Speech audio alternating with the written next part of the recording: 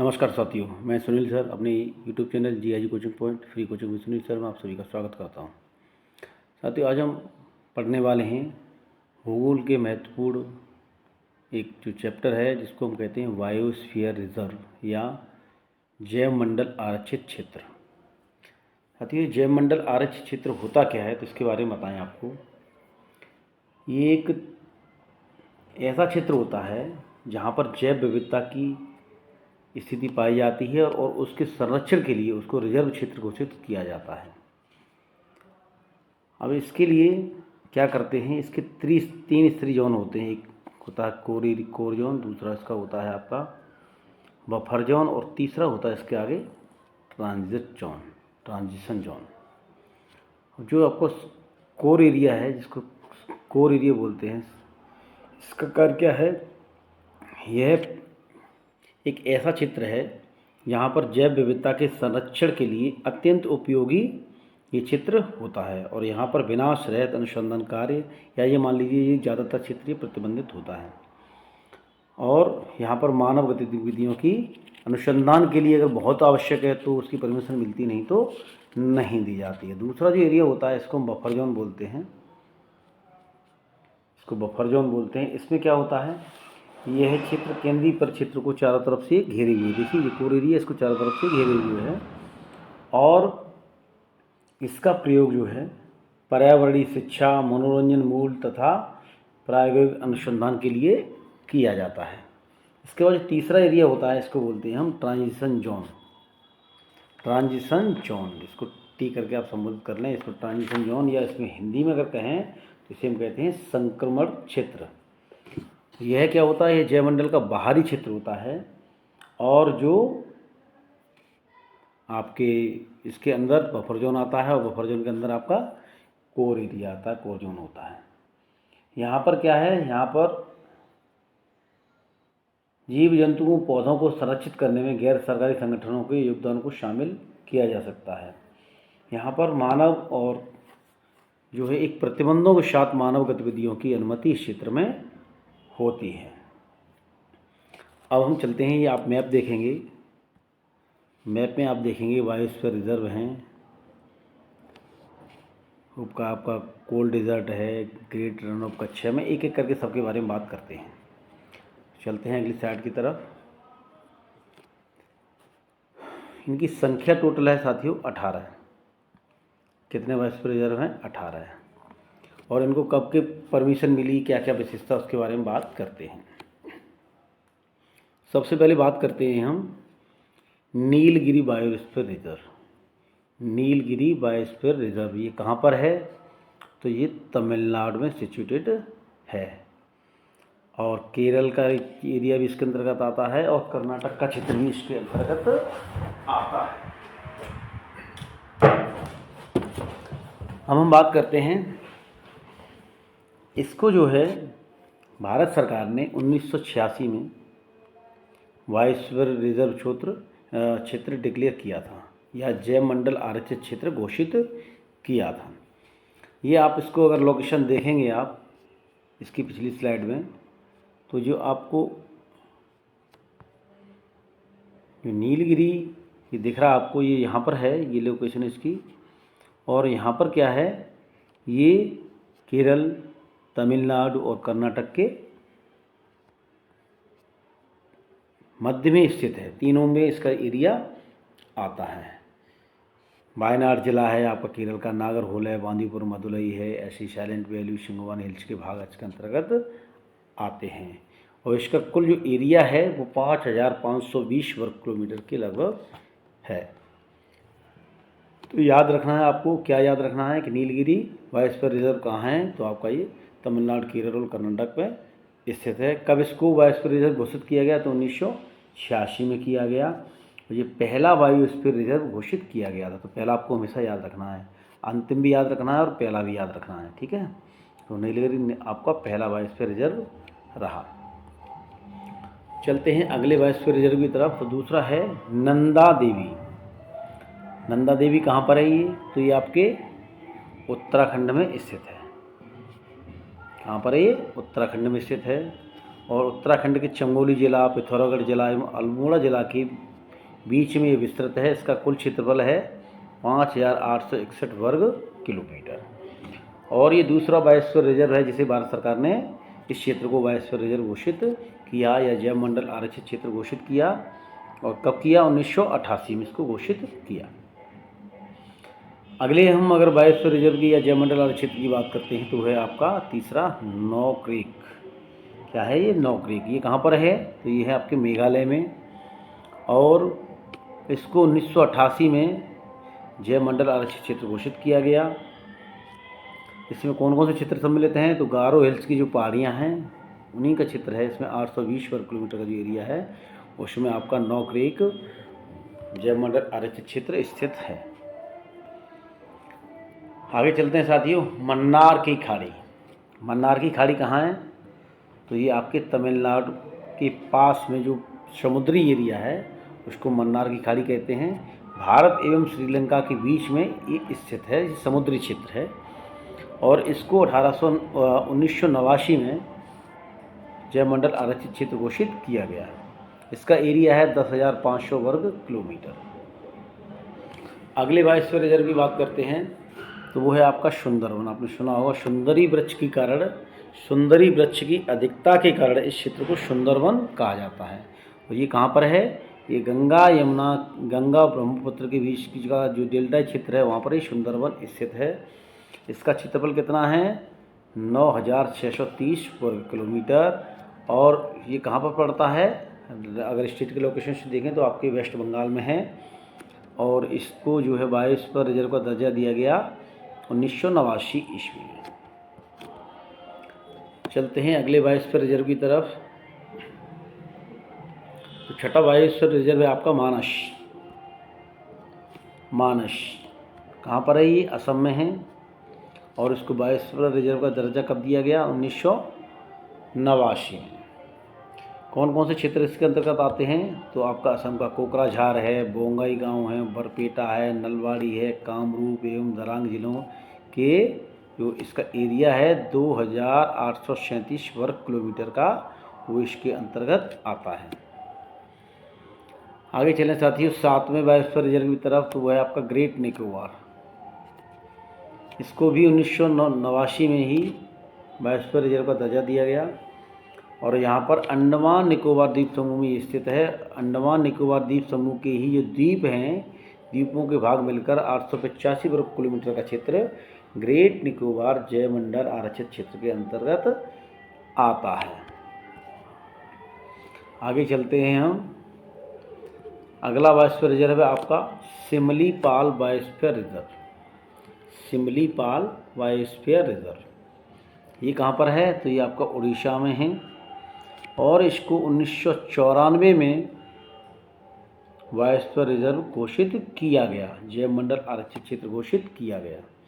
और उड़ीसा का जो मयूरभंज जिला है उसमें स्थित है। इसका क्षेत्रफल है 4,374 वर्ग किलोमीटर। अगर आपका जैव मंडल आरक्षित क्षेत्र है डिब्रू साइखोवा, ये कहाँ पर है? तो ये आपका असम में सिचुएटेड है, असम में स्थित है। और इसको 1997 में जैव मंडल आरक्षित क्षेत्र का दर्जा दिया गया। ये डिब्रूगढ़ एवं तिनसुकिया जिले हैं उनमें ये फैला हुआ है। और इसका क्षेत्रफल है 765 वर्ग किलोमीटर। चलते हैं अगले बायोस्फीयर रिजर्व की तरफ। तो वो है आपका दिहांग दिबांग। ये कहाँ पर है? तो ये आपके अरुणाचल प्रदेश में स्थित है। और इसका क्षेत्रफल है 5,111, ये जीरो को नहीं है, 5,111 वर्ग किलोमीटर, 5,111 वर्ग किलोमीटर। और अरुणाचल प्रदेश की सियांग एवं दिबांग घाटी है उसके अंतर्गत ये विस्तृत है। इसको 1999 में जैव मंडल आरक्षित क्षेत्र घोषित किया गया। अगला है हमारा जैव मंडल आरक्षित क्षेत्र पचमढ़ी। ये कहाँ पर है? ये एक टूरिस्ट प्लेस है पचमढ़ी। और जैव मंडल आरक्षित क्षेत्र भी है, जैव विविधता यहाँ पाई जाती है। ये आपका मध्य प्रदेश राज्य में स्थित है। इसको 1999 में जैव मंडल आरक्षित क्षेत्र घोषित किया गया। और मध्य प्रदेश के बैतूल, होशंगाबाद, छिंदवाड़ा के जिलों के क्षेत्र में ये फैला हुआ है 4,926 वर्ग किलोमीटर के क्षेत्र में। चलते हैं अगले बायोस्फीयर रिजर्व की तरफ, तो वो है आपका कंचनजंगा।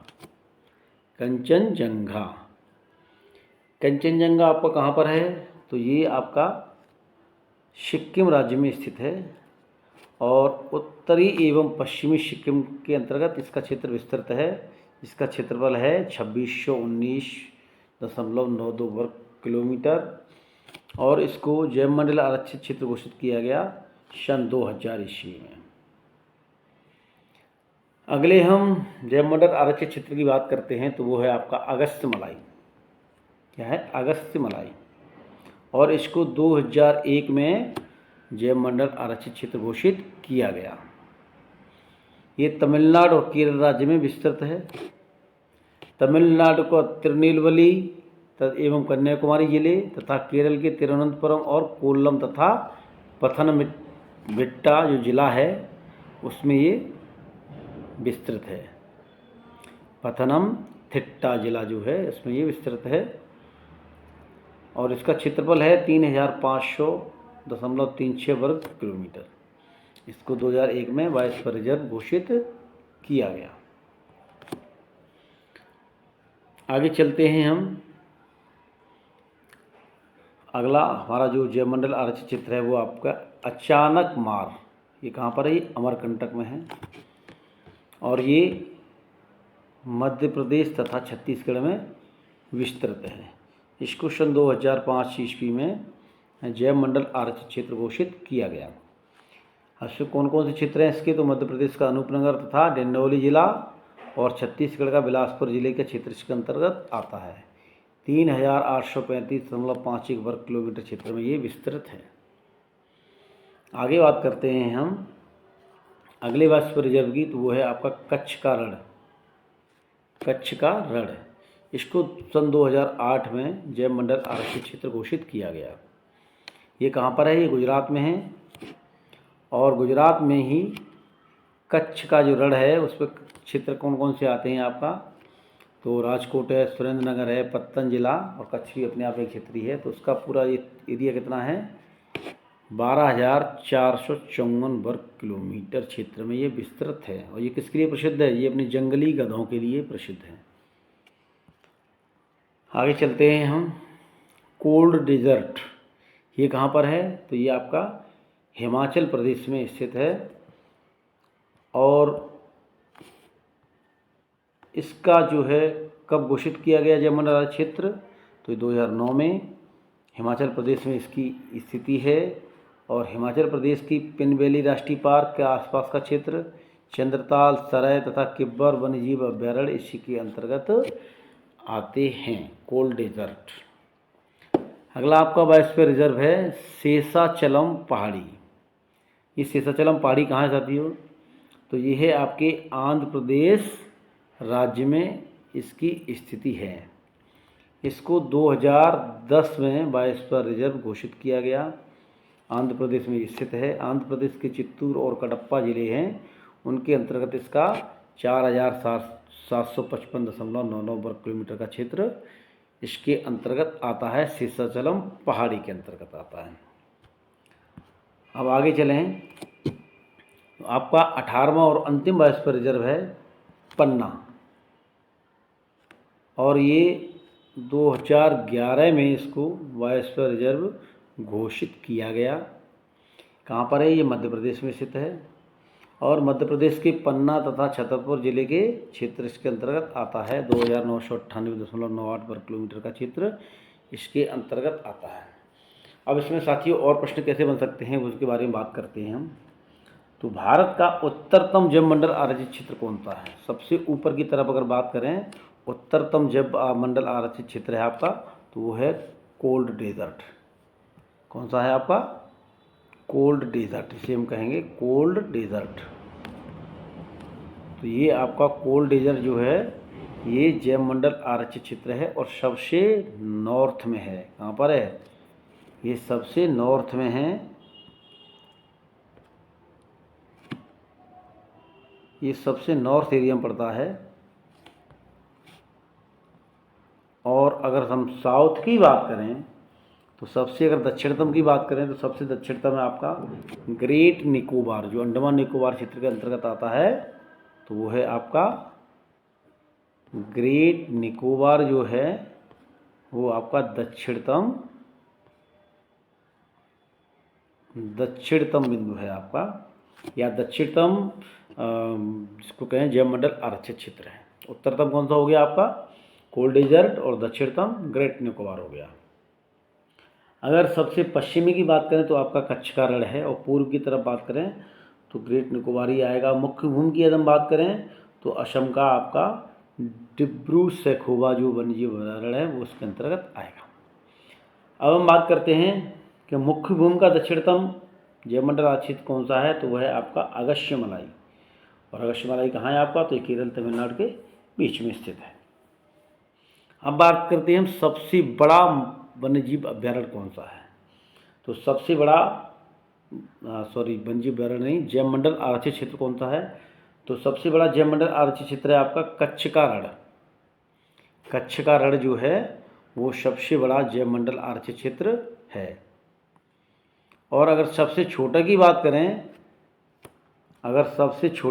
करें, ये आपका सबसे बड़ा है, सबसे बड़ा। और यदि हम सबसे छोटे की बात करें तो आपका जो डिब्रू सैखोवा है, डिब्रू सैखोवा जो कहाँ पर है, जो है आपका असम में। कहाँ पर है, असम में है। ये जो है ये सबसे छोटा है, ये सबसे छोटा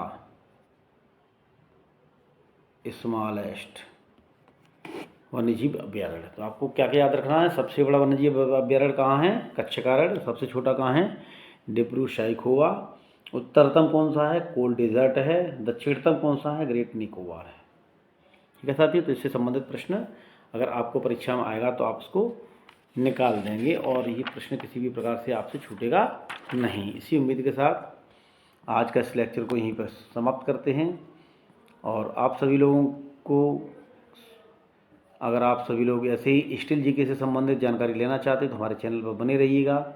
हमारे चैनल को लाइक करिए, सब्सक्राइब करिए। Thank you for watching our YouTube channel GIG coaching point. For regular updates like share and subscribe our YouTube channel, और अपने दोस्तों को भी शेयर करिएगा, उनको भी इसका लाभ मिले। Thank you so much.